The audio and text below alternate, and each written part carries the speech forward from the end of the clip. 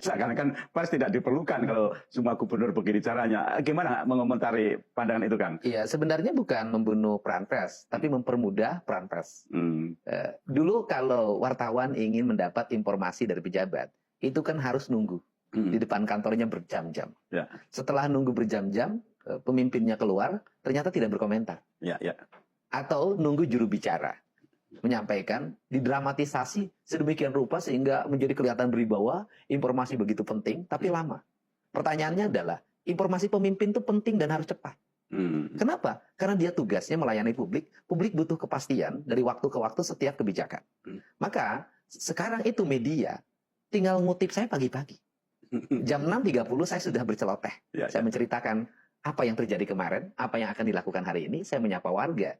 Dari situ wartawan tidak usah lagi nunggu di depan rumah dinas. Tidak usah nunggu rilis. Tinggal ambil berita itu menjadi berita yang bisa dikonsumsi oleh publik dan diceritakan secara terbuka. Jadi nggak ada problem sebenarnya tentang bagaimana peran media yang harus dibangun. Ya paling yang menjadi problem itu sebenarnya bukan di kutipan media. Yang menjadi problem adalah menurunnya jumlah anggaran kerjasama dengan media. Dari 50 miliar menurun jadi 3 miliar. Jadi problemnya bukan di sumber berita. Problemnya adalah di kerjasama membuat berita sebenarnya. Jadi ada pihak-pihak yang merasa kehilangan pekerjaan ya? Saya tidak kehilangan pekerjaan, yang ada adalah kehilangan pendapatan. Nah, ini ada implikasinya begini, Kang. Bahwa seorang gubernur selama ini atau pejabat itu kan lebih banyak duduk di kantor. Sementara Anda lebih banyak di luar. Nah, pertanyaannya, gimana Anda mengkoordinir, organisir kerjaan kantor sementara Anda banyak di luar? Itu berapa pertanyaan komentar yang sering diajukan? Kerjaan kantor sekarang itu sudah kerjaan kantor yang bersifat digital. Kalau kita mau jujur, gedung-gedung kantor itu udah nggak penting. Yang diperlukan adalah pengambilan keputusan yang bisa diambil dalam waktu cepat. Orang bisa Zoom, bisa video call, bisa WA, kemudian keputusan bisa diperintahkan jarak jauh, kemudian surat-surat keputusan bisa dibuat, tanda tangan gubernur sudah tanda tangan digital, sudah TTE. Dalam setiap hari produktivitas kita tinggi. Serapan anggaran kita tertinggi di Indonesia. Belanja pemerintah kita tertinggi. Efisiensi pengelolaan keuangan dengan realokasi anggarannya kita tertinggi. Silahkan dilihat di data Kemendagri. Kemudian kemungkinan tahun ini silpa dari anggaran Provinsi Jawa Barat sangat kecil. Karena belanja pembangunannya tinggi dan cepat. Tidak ada problem tentang gubernur yang keliling. Kenapa? Keputusan kalau diambil dalam sebuah ruangan ber-AC tidak akan merasakan keputusan yang orang yang kepanasan. Bayangin, orang yang duduk di ruangan ber-AC dan santai mengambil keputusan para petani yang kehilangan air dan sumber airnya. Kan itu harus dilakukan keputusan itu di tempat di mana problemnya terjadi sebenarnya. Sehingga kan ini, kenapa sih gedung-gedung yang dibuat zaman era kolonial itu kok bagus-bagus, berwibawa. Dan kemudian gedung itu bercerita tentang masa lalu dan bercerita tentang masa depan. Kenapa? Karena arsiteknya di situ tinggal, tidur, melakukan kontemplasi, dia menghubungkan dengan masa lalunya dan dia bicara dengan masa depan. Sehingga gedung-gedungnya berwibawa. Nah hari ini kan gedungnya dibuat dalam jauh-jauh aja, ngejar target, Apa yang terjadi ya, gedungnya menjadi tidak terhubung dengan masa lalu, seringkali tidak bisa membaca masa depan. Ya.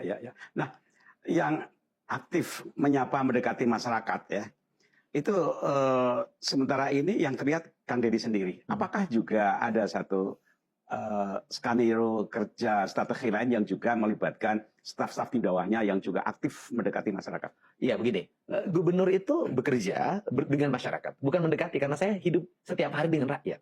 Nah, kemudian staf saya ada yang bekerja secara administratif.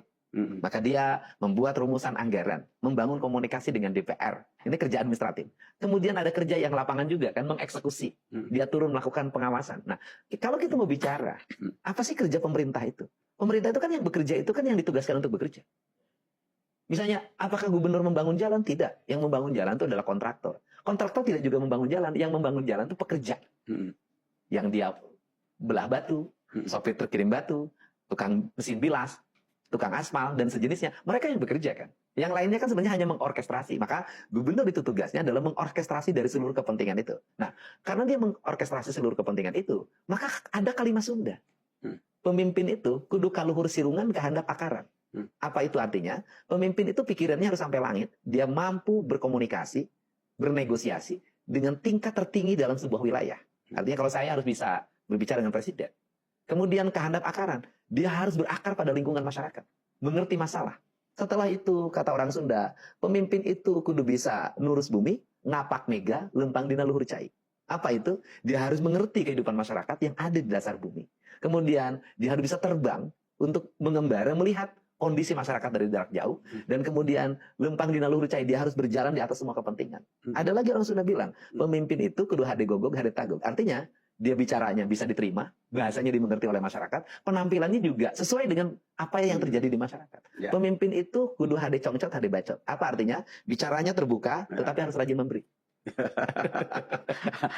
Ini kuliah yang berharga bagi saya ini. Nah, sekarang gini. Saya muridnya profesor. Seorang pemimpin, siapapun ya, atau apapun levelnya, itu kan punya target, punya KPI, punya roadmap. Ya.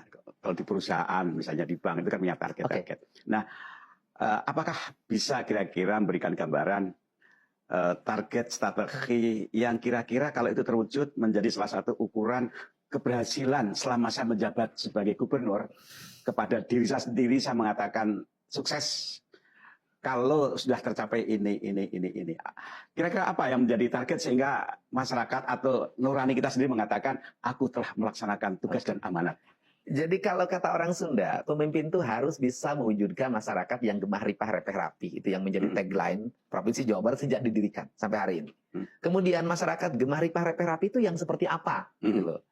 Ada lagi orang Sunda ngomong, reaketan, reaketon, buncir leit, loba duit, bruk di juru, bruk di pantau, ngalayah di tengah imah, di pipir ayah petiken, di kolong ayah si jamrong, naparanggo ayah si jago. Apa itu artinya? Harus dimulai dari reaketan, kecukupan pangan.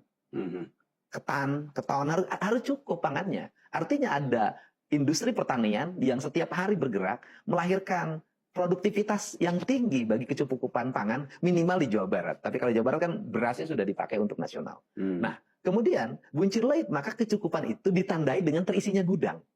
Orang sudah bilangnya gudang. Kalau kita mungkin gudang bulog, maka gudang bulognya itu harus penuh.